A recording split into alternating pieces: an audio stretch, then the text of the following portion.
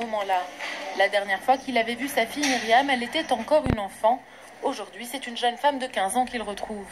Malgré la pression familiale, en mars dernier, elle saute le pas et se réfugie à l'ambassade française de Tunis.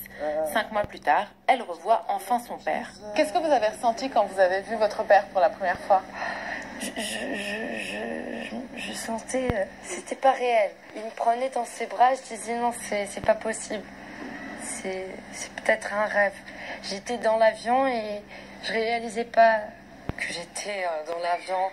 Son père non plus n'y croyait presque plus. Depuis l'enlèvement de ses enfants par son ex-femme en 2008, il avait épuisé tous les recours judiciaires possibles.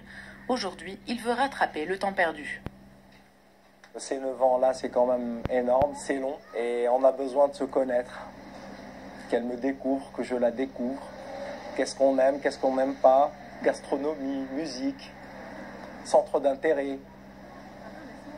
Pas mal de choses. Actuellement, difficile de savoir combien d'enfants ont été enlevés à l'étranger par un de leurs parents. En fonction du pays, de la situation, les cas comme celui de Maxime peuvent prendre des années à se régler.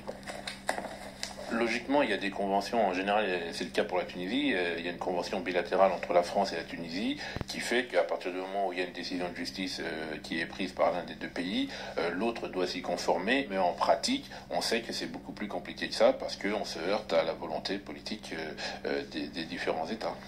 Le frère de Myriam, toujours en Tunisie, n'a pour l'instant pas souhaité rejoindre sa sœur. En attendant, Maxime et Myriam ont déjà de nombreux projets pour les mois à venir.